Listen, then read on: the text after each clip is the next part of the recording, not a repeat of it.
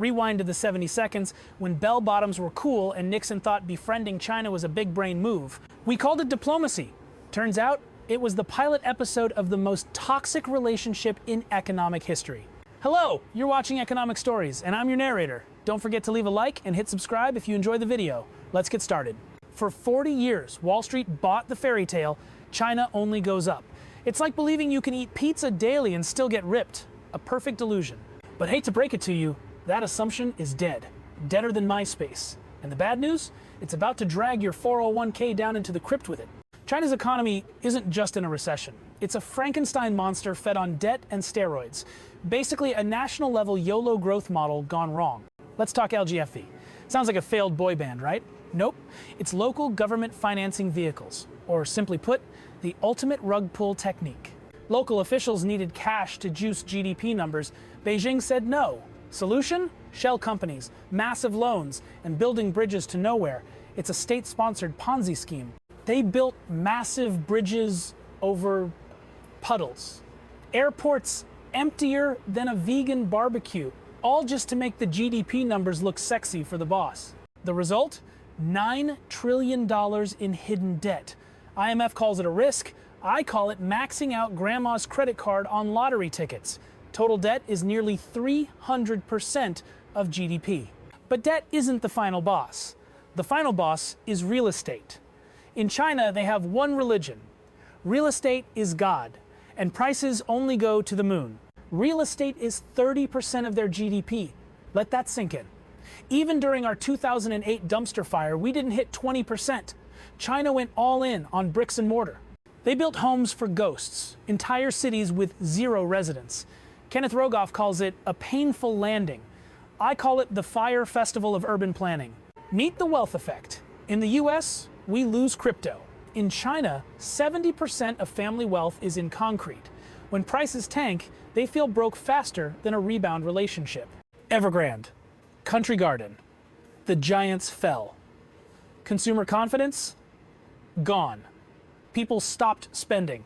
The economy is basically ghosting itself. Here's the horror movie twist. Japanification. But Japan got rich before they got old. China is getting old before getting rich. It's a demographic tragedy. How does the youth react? They choose lying flat. No house, no marriage, no kids. They're basically quiet quitting life.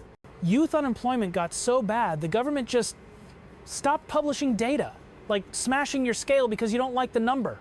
So why should you, sipping your latte, care? Because Wall Street has been cheating on the US economy with a high-maintenance fling called China. Apple, Tesla, Nike, the stars of your 401. They need China to buy iPhones and Jordans. When China sneezes, your portfolio catches pneumonia. US pension funds bought billions in Chinese junk bonds. Now they're worth less than used tissues. And guess who's left holding the bag? You. New term alert, exporting deflation. China has too much stuff, so they're dumping it on us. Temu and Shein aren't just selling cheap crop tops, they're selling industrial destruction. Cheap stuff sounds great until the factory in Ohio shuts down. That's why Washington is putting up tariff walls faster than a reality TV star builds hotels. We talk about decoupling, but we're addicted. Rare earths, EV batteries, meds. If they cut the supply, we're basically back to the Stone Age, but with Wi-Fi. If supply chains snap, inflation bites back. The Fed will be walking a tightrope. Raise rates and kill the economy or lower them, and inflation explodes. Talk about being stuck. The biggest risk isn't cash, it's conflict. When economies tank, dictators need a distraction. Taiwan is looking more like a target than ever before. US faces the classic guns versus butter choice, funding Social Security or building battleships. With $34 trillion in debt, Uncle Sam's credit card is also smoking. But chaos is a ladder. Time to re-industrialize. Bring factories back to Arizona, Texas. Time to make chips, not just TikTok dances. Rumors of the dollar's death? Fake news. When the world panics, they don't buy yuan. They run to the greenback. The dollar is still king, even if Beijing dumps US treasuries to save themselves. The Fed is ready to catch. It's financial warfare, and we have home field advantage. Domino effect. When China's wallet runs dry, developing nations will come knocking on America's door again. Time to reclaim the big brother status. The world is shifting. The China dream is cracking. The question is, will America get dragged down or use the chaos as a launchpad for a new era? The ball is in our court. Rule Hashone, money doesn't lie. When Chinese billionaires are desperate to move cash to the US, you know which ship is sinking. Their EV industry? Overproduced. Millions of cars rotting in fields. That's not a green revolution, it's a green junkyard. 5% GDP growth? Don't make me laugh. Real numbers might be negative. Their economic data is as trustworthy as a Tinder profile. Beijing is losing the plot. Policy flip-flops everywhere, crack down on tech, then beg them back. It's pure panic mode at the wheel. The party's biggest fear isn't America. It's their own people. When the middle class loses their savings, social stability goes out the window. Back home, Walmart prices might jump. $5, tea's becoming $10. But that's the freedom tax. Choose one, cheap junk or national security. The 21st century war isn't over oil, it's over these tiny chips. Whoever controls semiconductors controls the future. And guess who's holding the ace? China wants to beat US in AI? Good luck without the good chips. The tech bans are choking their ambitions. Their AI dream is buffering indefinitely. Friendshoring, learn it.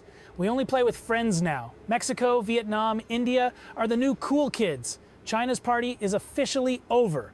America is the world champ of comebacks. We outlasted the Soviets, and we'll win this too. Not just with guns, but with the grit of a free economy. Let's look at shadow banking. When regular banks say no, companies go to the dark side. Off-book loans, zero oversight. An economy running purely on trust me, bro. Here's the kicker. Infrastructure requires maintenance. They built it, but can't afford to fix it. The concrete miracle is crumbling because the warranty just expired. Welcome to the middle income trap. China is now too expensive to be the world's sweatshop, but not innovative enough to be the lab, stuck in limbo. The rich aren't waiting. They call it runology. Billions are quietly fleeing to Singapore, Vancouver, and, wait for it, Florida. Capital has legs, and it's sprinting. CEOs used to say China is the future. Now they're whispering, how do we get out without losing our shirts? The vibe has definitely shifted. TikTok is fun, but it's part of the game. Data control. Washington isn't banning it because they hate your dance moves. They fear the algorithm. China is full of zombie companies walking dead kept alive by subsidies. When the cash stops, the zombies drop, and the stench will go global. With land sales dead, cities are desperate. Solution? Fines. They're fining restaurants for cold cucumbers. It's not governance, it's a shakedown to pay the bills. US consumers are getting savvy. The ABC trend, anything but China, is spreading. It's not just politics, it's smart risk management. The rising China era is over. Welcome to the struggling China era. And strugglers are dangerous. Don't blink, it's gonna get bumpy. It's like when the lights come on at the club at 2 a.m. Everything looks way worse than it did in the dark. China's economy is having its 2 a.m. moment. They call them rotten tail buildings. Concrete skeletons standing in the rain, monuments to greed and bad management. Last year, some rural banks froze deposits. Imagine going to the ATM and it says, sorry, your money is ours now. Nightmare fuel. Belt and Road Initiative? More like belt and bad debt. Sri Lanka, Pakistan? They realized it was a trap too late. No such thing as a free lunch. Time isn't on Beijing's side. Every day, they get older and deeper in debt. The window to overtake the US just slammed shut. This isn't just a Cold War. It's a survival match of economic models. And spoiler alert, freedom usually beats control in the long run. The future is automation and AI. America leads both. China has cheap labor. We have robots that never sleep and don't unionize. Ultimately, it's about your safety. Bet on America. We have issues, sure, but we're still the nicest house in a bad neighborhood. Endgame approached. The next move decides the 21st century. Don't blink. From SpaceX to Silicon Valley, America's engine is roaring. That's the one thing state money can't buy. Pure innovation. Why do investors trust us? Rule of law. In the US, you can sue the government and win. In China, the law is whatever the party says it is today. Energy security. We pump our own oil. We power our own grid. China relies on ships that have to pass through oceans controlled by the US Navy. The storm from the east is coming, but our foundation is solid, unlike their tofu-dreg concrete. Grab an umbrella, but don't fear the rain. That's the truth about the century's greatest scam. You've been warned. Now, go check your portfolio. Seriously. Don't be a financial caveman. Hit subscribe. Knowledge is money, and we're handing it out for free. Not stonks. Stonks. It's that simple.